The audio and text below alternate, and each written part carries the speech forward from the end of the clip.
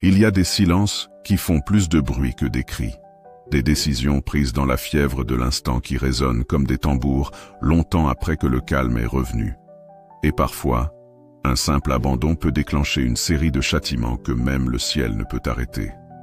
Elvira était née un soir d'orage, dans une petite ville où les secrets coulaient dans les rivières comme le sang dans les veines. Elle avait le regard d'ambre des femmes qui brûlent trop tôt, une beauté dangereuse, presque surnaturelle, un charme qui inspirait la tentation autant que la méfiance. À 20 ans, elle portait déjà sur ses épaules la réputation d'une fille de nuit, d'un mirage qui apparaissait à ceux qui avaient perdu leur cap. Mais ce que personne ne savait, c'est qu'Elvira ne courait pas après l'argent. Elle fuyait quelque chose de très ancien, de très profond. Une douleur nichée dans son ventre, qu'aucun amant, aucun verre de vin, aucun bijou volé n'avait réussi à faire taire.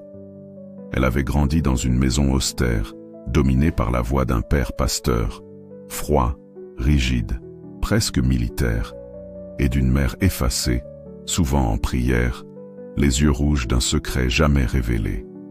Le mot « liberté » ne faisait pas partie de son vocabulaire. On priait, on obéissait, on se taisait. Alors le jour où Elvira découvrit qu'elle plaisait aux hommes, elle sentit que le pouvoir pouvait changer de camp. Elle n'avait plus besoin d'implorer. Désormais, c'était eux qui demandaient. Et elle décidait. À 20 ans, elle avait quitté la maison familiale. Elle ne s'était pas retournée. Pas une seule fois. Les rumeurs allaient de bon train. Certains disaient qu'elle vivait dans les hôtels de luxe, entretenus par des hommes riches. D'autres qu'elle fréquentait des cercles occultes, qu'elle avait vendu son âme en échange de la jeunesse éternelle. Elle riait de tout cela. Elle savait qu'en se faisant craindre, elle se protégeait. Mais la vérité, c'est qu'Elvira avait peur. Terriblement peur. Elle faisait des cauchemars. Elle voyait des enfants sans visage. Des pleurs qui résonnaient dans ses oreilles sans qu'elle sache d'où ils venaient. Des mains qui cherchaient à l'attraper dans l'obscurité. Elle se réveillait souvent en sueur, criant des noms qu'elle ne connaissait pas. Et puis un jour, le cauchemar s'invita dans la réalité. Un simple malaise, une fatigue étrange, un dégoût pour les odeurs fortes. Elle pensa à une grippe, mais le test fut clair, enceinte. Elle éclata de rire. Un rire long, nerveux, presque hystérique. Elle, enceinte. Elle qui s'était jurée de ne jamais porter la vie. Le médecin la regardait avec une compassion contenue. Il connaissait son dossier. Trop de pilules du lendemain. Trop d'interventions. Son utérus était un champ de bataille. Un nouvel avortement pourrait être fatal, murmura-t-il. Vous risquez votre vie. Elle resta silencieuse. Quelque chose en elle venait de se briser. Un matin, sans prévenir, elle fit ses valises et disparut. Pas un mot à ses amants, ni à ses amis de passage. Elle loua un petit studio dans une ville où personne ne la connaissait. Elle attendit. 9 mois. Seule, sans une photo, sans une note. Le jour de l'accouchement, il faisait étrangement chaud. La sueur coulait sur son front alors qu'elle poussait, les yeux pleins de haine. Quand le bébé sortit, elle détourna le regard. Elle ne voulut pas le porter, ni le voir. Elle l'entendit pleurer et sentit son cœur se serrer. Mais elle n'écouta pas. Elle pensait déjà à la suite, à la vie qu'elle voulait reprendre. 3 jours plus tard, elle l'habilla dans une couverture bon marché, marcha jusqu'au bidonville le plus proche, et le laissa là, comme un paquet qu'on jette discrètement dans une ruelle sombre. Elle ne se retourna pas. Elle ne voulait pas voir ses yeux. À l'aube, dans le bidonville encore endormi, les premiers rayons du soleil percent les tôles rouillées et les tissus troués qui servent de toit. C'est une brise étrange, qui porte ce matin-là les pleurs d'un nourrisson, faible, haletant, comme s'il s'excusait d'exister. Parmi les déchets, les cartons imbibés d'humidité et les relents d'essence mal brûlés, un petit corps s'agite, enveloppé d'un linge qui a connu de meilleurs jours. Ses joues sont rouges d'effort, sa voix brisée par la faim. Personne n'ose s'approcher. C'est un mauvais présage, murmure une vieille femme édentée, reculant lentement. Et si c'était un enfant des esprits, ajoute un jeune homme les yeux fuyants. Mais Tony, lui, ne bouge pas. C'est un réparateur de moto, habitué à trier l'essentiel dans le vacarme de la vie. Il s'avance, le cœur battant, et ramasse l'enfant avec une douceur inattendue pour ses grosses mains calleuses. Quand il sent le petit cœur battre contre sa paume, quelque chose bascule en lui. « Tu n'as rien fait de mal », dit-il tout bas. « Tu mérites de vivre. » Il l'enlace contre son torse et marche vers sa maison, ignorant les murmures et les regards. La maison de Tony est modeste, à flanc de colline, mais propre. Dans la cour, un petit manguier refuse obstinément de mourir malgré la terre aride. C'est Esha qui l'arrose tous les matins, comme on s'accroche à un espoir.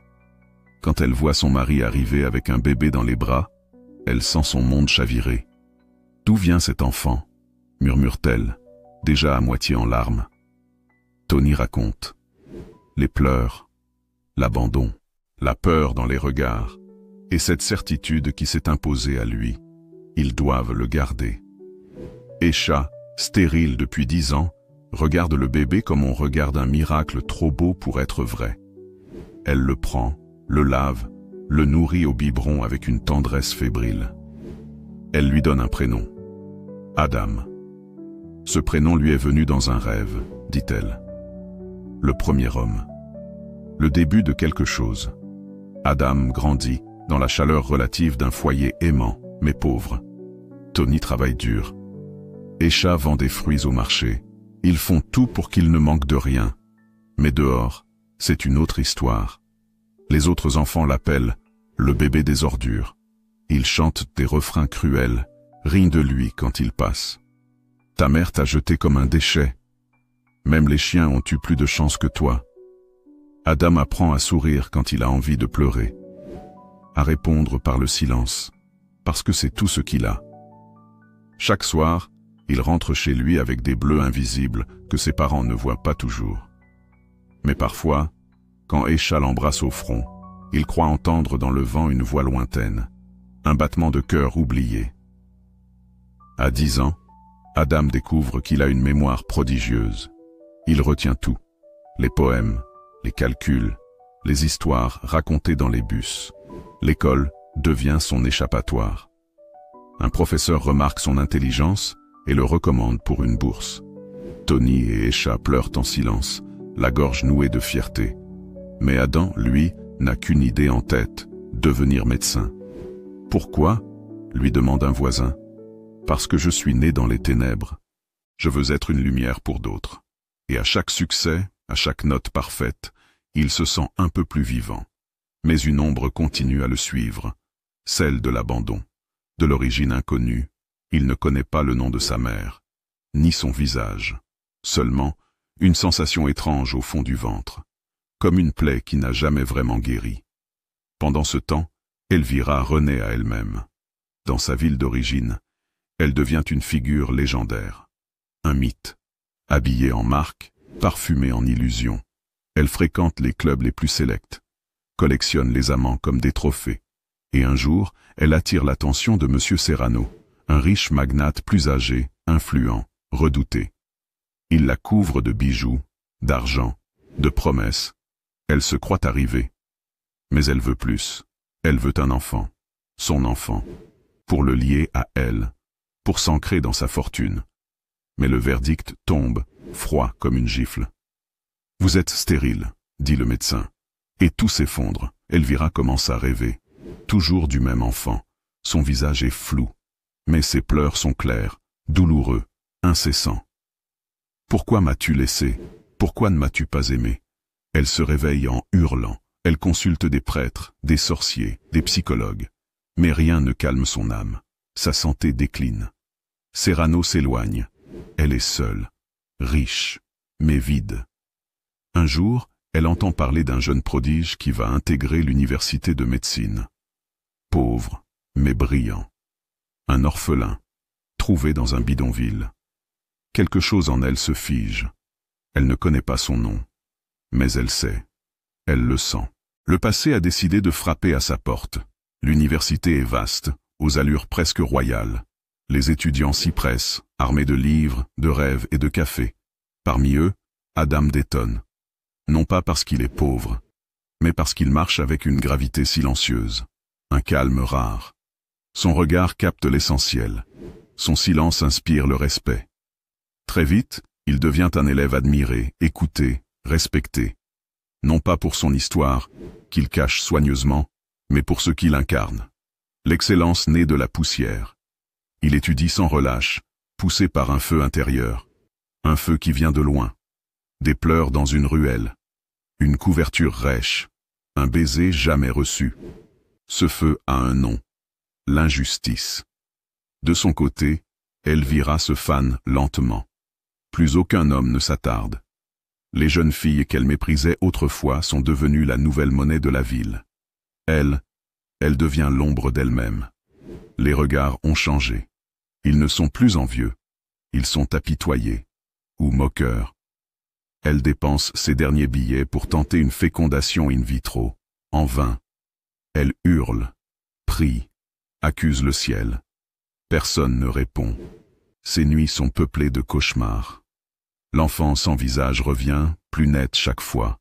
Ses yeux, sombres, perçants, lui transpercent l'âme. Et une nuit, il parle.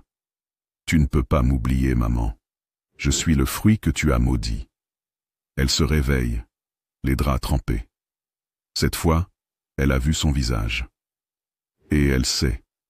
Un matin, dans une conférence ouverte aux étudiants, un médecin célèbre est invité à parler. Il vient de l'un des plus prestigieux hôpitaux du pays. Il évoque ses débuts difficiles, son engagement pour les enfants abandonnés. Il conclut « J'ai été sauvé par 2 anges déguisés en parents. Et un jour, je jure de rendre au monde ce qu'on m'a donné. » Son nom s'affiche à l'écran. Adam Théo Mensah. Dans l'assistance, une femme en fauteuil roulant pousse un cri muet. Elvira. Elle est là. Elle l'a reconnue. Ce soir-là, Elvira sort de la conférence, désorientée. Son fauteuil roulant est devenu une prison roulante. Elle n'a pas les moyens de rentrer. Personne ne l'attend. Une voiture approche. Elle hésite. Puis d'un geste soudain, se jette devant. Le chauffeur freine à temps. Il sort, affolé. « Madame, vous allez bien ?» Elle lève les yeux. Il est là. Lui, le garçon, le jeune homme aux yeux familiers. Ils se regardent. Le temps s'arrête. Elle éclate en sanglots. « Je voulais que tu me tues, » murmure-t-elle. « Je mérite de mourir. » Il reste figé. Il ne comprend pas. Pas encore. À l'hôpital, elle est en observation. Il lui apporte des fleurs. Elle refuse de le regarder. « Pourquoi êtes-vous aussi gentil ? Je suis une inconnue. »« Parce que vous avez besoin d'aide, c'est tout. » Elle le regarde enfin. « Et si je n'étais pas une inconnue ?» Il plisse les yeux. Elle raconte. Les détails, l'abandon, les années, les erreurs. Il l'écoute, les poings serrés. Puis s'en va, sans un mot. 2 jours plus tard, il commande un test ADN. Il connaît déjà la vérité. Mais il lui faut une preuve. Quand le résultat arrive, il reste seul dans son bureau pendant des heures. Il lit, relit, jette le papier, le ramasse. Elvira Mensah, mère biologique. Il pousse un cri, pas de joie, un cri sauvage, viscéral. Tony et Esha l'attendent dans la petite maison qu'il n'a jamais cessé de visiter. Ils voient son regard et savent. Il leur dit tout. Ils ne le jugent pas. Ils lui rappellent une chose. Le pardon ne libère pas seulement l'autre. Il te libère toi-même. Mais Adam n'est pas prêt. Pas encore. Il retourne à l'hôpital. Entre dans la chambre d'Elvira. Elle dort. Il s'assied, la regarde, et se demande « Est-ce que je peux aimer quelqu'un qui m'a nié ?» Elvira se réveille dans un silence étrange. Le genre de silence qui vient après une tempête, où même les feuilles arrêtent de bouger. La lumière de l'hôpital est froide, trop blanche, presque cruelle. Elle tourne la tête et voit une enveloppe. À lire quand tu seras prête. Pas de nom, mais l'écriture est familière. Ses mains tremblent. Elle déplie la lettre lentement. Je suis ce bébé que tu as laissé parmi les ordures. Tu es celle qui a vu en moi une erreur. Aujourd'hui, je suis médecin. Je sauve des vies, chaque jour. Mais une vie me manque toujours. La tienne. Car je ne sais pas si je dois te sauver. Ou t'oublier. Les mots lui coupent le souffle. Elle hurle. Elle pleure. Mais personne ne vient. Elle est seule. Face à ses démons. De son côté, Adam n'est pas plus en paix. Il travaille comme un automate. Il soigne, opère, soulage. Mais son esprit est ailleurs. Tony vient le voir. Mon fils, tu dois décider. Soit tu restes dans la colère et tu t'y noies. Soit tu tends la main, même si elle tremble. Comment pardonner à quelqu'un qui vous a effacé? Rétorque Adam, les yeux brillants. Et comment vivre sans te pardonner d'haïr celle qui t'a donné la vie? Le silence qui suit est pesant. Adam sait que son père adoptif a raison, mais son cœur refuse encore. Elvira est renvoyée chez elle. Faute de famille, personne ne vient la chercher. Elle rentre seule, dans l'appartement froid qu'elle ne peut plus payer. Le fauteuil roulant glisse lentement sur le sol poussiéreux. Chaque pièce lui rappelle un moment. Les soirées, les rires, les parfums, disparus. Elle parle toute seule. Elle chante parfois. Elle relit la lettre. Encore et encore. Elle tente de se rappeler le visage de son fils à sa naissance. Mais elle ne s'en souvient pas. Et ça la tue.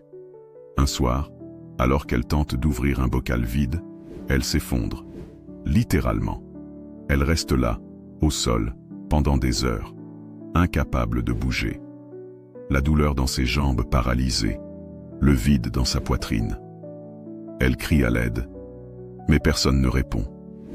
C'est une voisine qui, en entendant ses gémissements, alerte les secours. Et c'est lui, Adam, qui est de garde ce soir-là. Il la reconnaît immédiatement. Elle, allongée dans une flaque d'humiliation. Lui, debout dans sa blouse blanche, souverain et impassible. Il hésite, puis ordonne calmement. Préparez la salle d'imagerie. On ne va pas la laisser souffrir plus longtemps. Mais dans ses yeux, pas de chaleur, pas de haine non plus.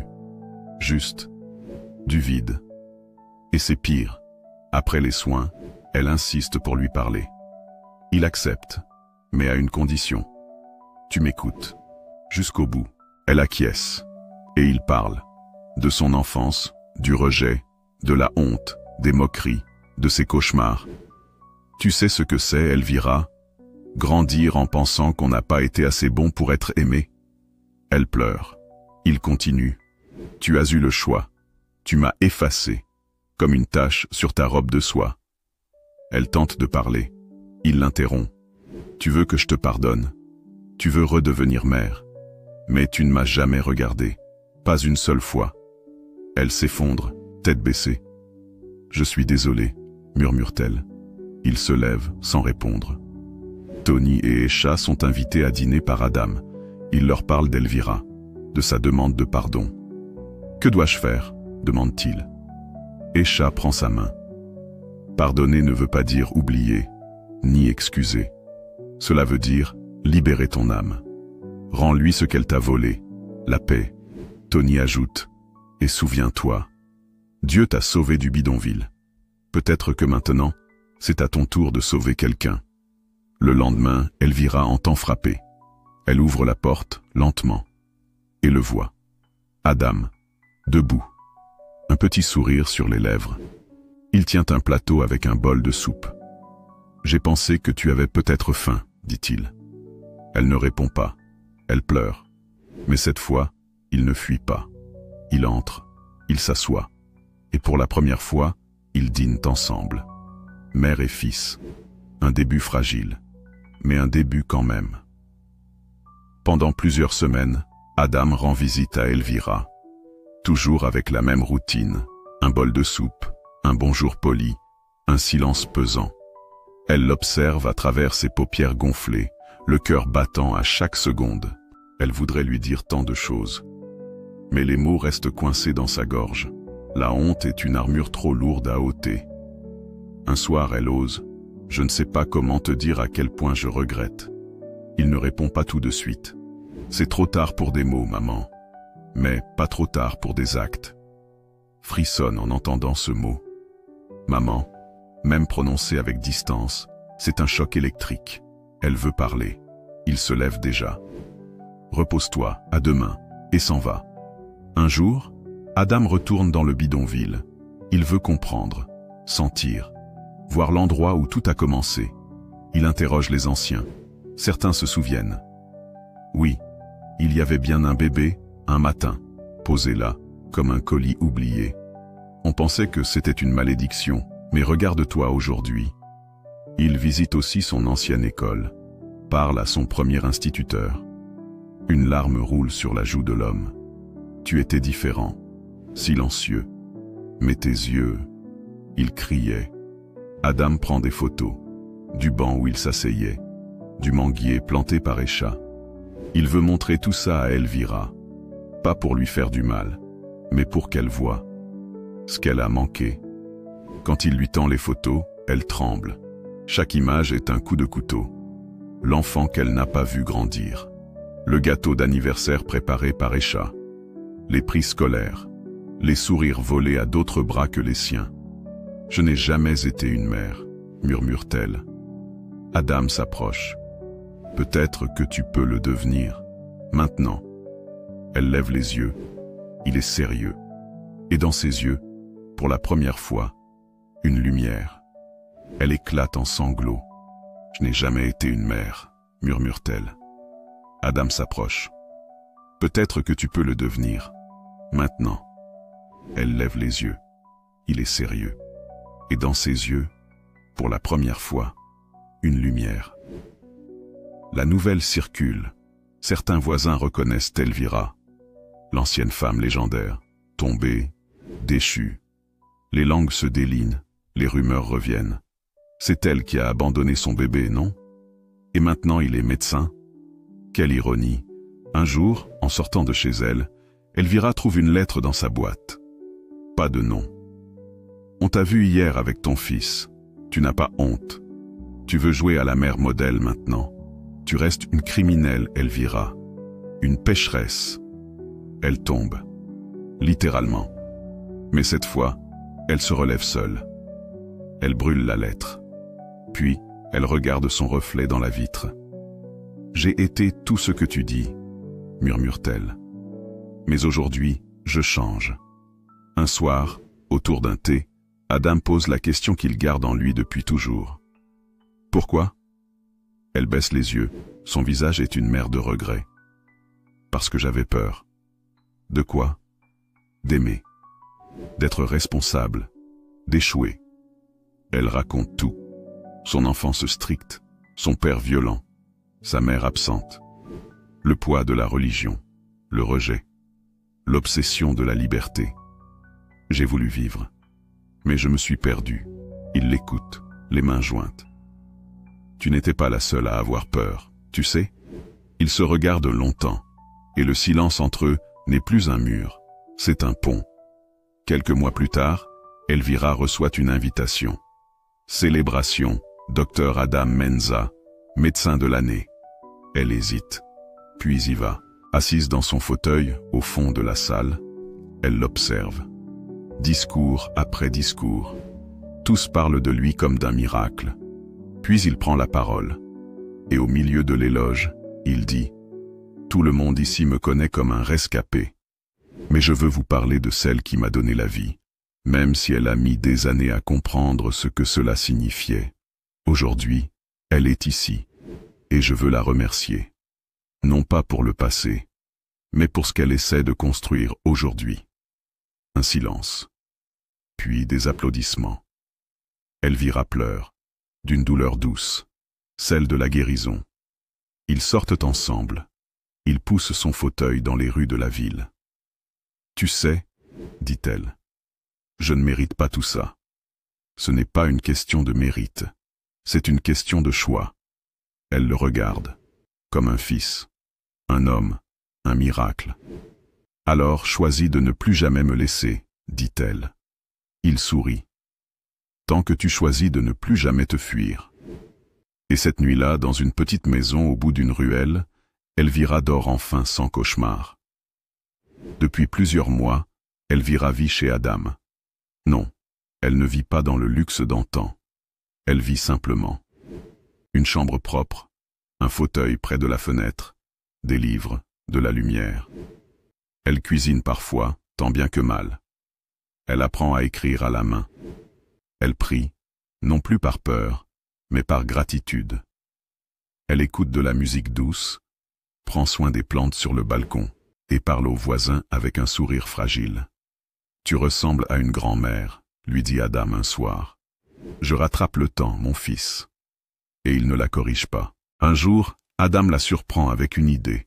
« J'ai acheté un vieux bâtiment. On va le rénover. J'aimerais en faire un centre d'accueil pour mères en détresse. » Elvira le regarde, bouche bée. « Pourquoi tu me dis ça ?»« Parce que je veux que tu le diriges. » Elle secoue la tête. « Je suis cassée, Adam. Tu le sais. Justement. Tu es la mieux placée pour leur parler. » Il insiste, et elle accepte. Avec la peur dans le ventre, mais l'envie au cœur. C'est le nom qu'elle choisit. La maison du matin. Parce que même après la nuit la plus noire, il y a une aurore possible. Elle y reçoit des femmes. Jeunes, perdues, enceintes. Certaines veulent avorter, d'autres veulent fuir.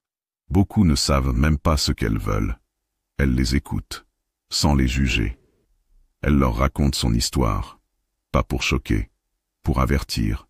« J'ai fait l'irréparable », dit-elle souvent.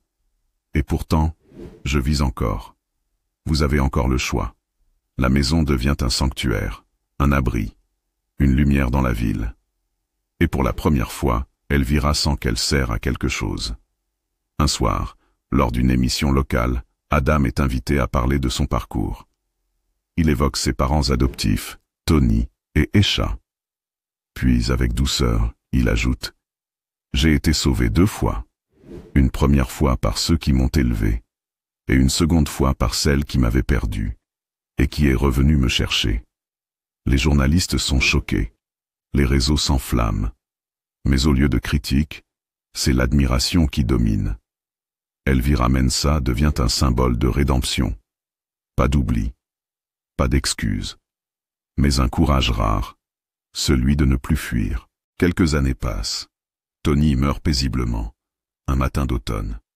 Dans son sommeil, Elvira est présente aux funérailles. Elle porte le deuil avec une sincérité absolue. Elle embrasse Esha longuement. « Tu es une meilleure mère que je ne le serai jamais, » dit-elle. Esha lui répond « Non, tu es devenue celle que tu étais destinée à être, et ça, c'est déjà un miracle. » Elles se tiennent la main et pleurent ensemble. Adam, derrière elle, les regarde, silencieux. Son monde s'est réuni, et il comprend enfin, il n'était jamais né pour haïr. Il était né pour transformer. Un matin, Elvira ne se lève pas. Pas de douleur, pas de cri, juste un souffle qui s'est arrêté, doucement. Un carnet est posé sur sa table de nuit. Sa dernière note y est écrite. « À toi, Adam. Tu as été ma punition, puis mon miracle. Si je pouvais revenir en arrière, je changerais tout. Mais comme je ne peux pas, j'ai décidé de tout offrir de ce qu'il me reste. Mon amour, mon âme, et cette maison du matin, pour que tu continues, même après moi.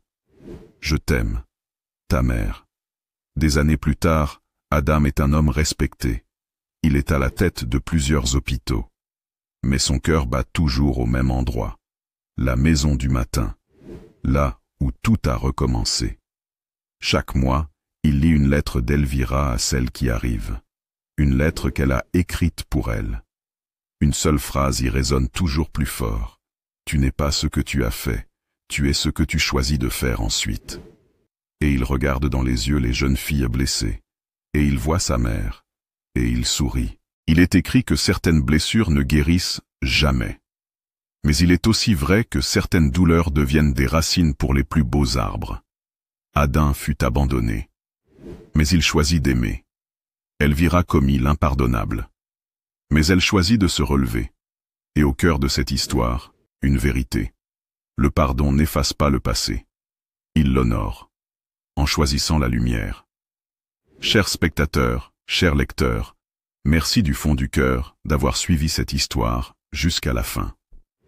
Ce n'était pas seulement l'histoire d'Elvira, ni seulement celle d'Adam.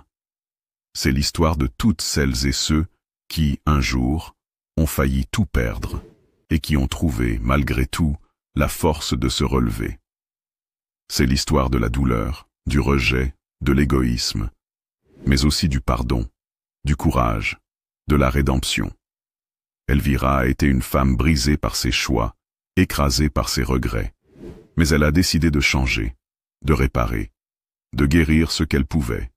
Et Adam, cet enfant abandonné, a choisi d'aimer là où il aurait pu haïr, de tendre la main, là où il aurait pu frapper. Voilà la plus grande victoire de l'être humain, dépasser sa souffrance pour construire quelque chose de plus grand. Merci infiniment d'avoir été là, jusqu'au bout. Votre présence, vos réactions, vos partages rendent chaque récit vivant. Si cette histoire vous a touché, ému, ou simplement fait réfléchir, n'hésitez pas à la partager autour de vous. Quelqu'un, quelque part, en a peut-être besoin. Nous serions ravis de lire vos impressions en commentaire. Quelle partie vous a le plus bouleversé, hein? Quelle leçon garderez-vous de cette histoire? Avez-vous déjà vécu quelque chose de semblable? Votre voix compte. Vos émotions comptent. Vous comptez. Et n'oubliez jamais, peu importe d'où vous venez, peu importe ce que vous avez traversé, il n'est jamais trop tard pour changer, pour aimer, pour réparer. Parce que tant qu'il reste de l'espoir, il reste une lumière. Abonnez-vous pour plus d'histoires puissantes, humaines et inspirantes. Et surtout, prenez soin de votre cœur. Il porte plus que vous ne l'imaginez. Avec toute notre gratitude, l'équipe qui vous raconte la vie, une histoire à la fois.